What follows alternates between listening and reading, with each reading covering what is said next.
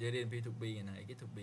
be mấy miền em is a ok nè chẳng cứ to be bây giờ cứ miền am is are ok am is are nè chẳng nhom bị chỗ thì dân nó không lại nè này cứ nhom chỗ thì dân nó lại này vô thêm đòn nè chẳng to be nó cứ cái pra nó không tụm rong được bo present simple nè chẳng to be nó cứ dân pra nó không tụm rong được bo present simple ok to be nó cứ dân pra chỉ mùi nó tụm rong được bo present simple nè simple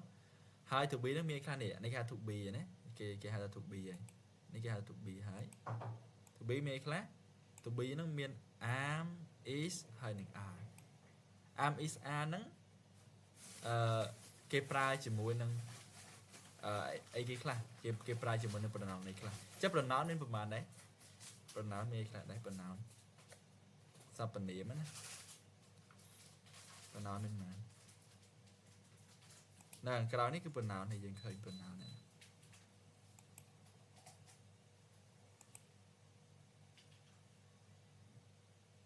I am you are she is he is it is and they are តោះអាហ្នឹងគេហៅអីគេ I am you we they he she it នេះគេហៅគេអាហ្នឹងយើងហៅយ៉ាងខ្លីគឺវាជា subject ណាប្រធានណាហើយគេប្រធានអញ្ចឹងគឺ I you we they he she នេះគឺជាប្រធានតែអត់យើងបកប្រែយ៉ាងម៉េចទៅគឺគឺណាអូខេយើងបកប្រែគឺ right how about pronoun ឬក៏ subject pronoun what are they Lika what are the subject pronoun Subject pronoun mấyខ្លះ is I, you, we are, they. I you we they We are. Oh, sorry. I, you, we, they. He, she, it. អូខេ are you they he she ដូចយើងឃើញនៅក្នុងកន្លែង column ដែលគេឲ្យមកអញ្ចឹងណាចានេះគេប្រាប់គ្នាយើងគឺ I គេប្រើប្រាស់ជាមួយនឹង am អញ្ចឹង pronoun I គេប្រើប្រាស់ជាមួយនឹង am pronoun you គេប្រើប្រាស់ជាមួយនឹង are អញ្ចឹង you are I am she គេប្រើប្រាស់ជាមួយនឹង is អញ្ចឹង she is he គេប្រើប្រាស់ជាមួយនឹង is ដែរអញ្ចឹង he is it គេប្រើប្រាស់ជាមួយនឹង is ដែរគឺ it is អញ្ចឹង he she it គឺគេប្រើប្រាស់ជាមួយនឹង is អូខេ we គេប្រើប្រាស់ជាមួយនឹង are ហើយ they គេប្រើប្រាស់ជាមួយនឹង are នៅក្នុងកន្លែងនេះខ្ញុំបានឲ្យគ្នាយើងនៅក្នុង slide short form ឬក៏ primitive form ទម្រង់កាត់ណាទម្រង់កាត់ណាទម្រង់កាត់មិន I យើងប្រើពាក្យថា am ក៏បានដែរ am ឬក៏ you are យើងប្រើពាក្យថា your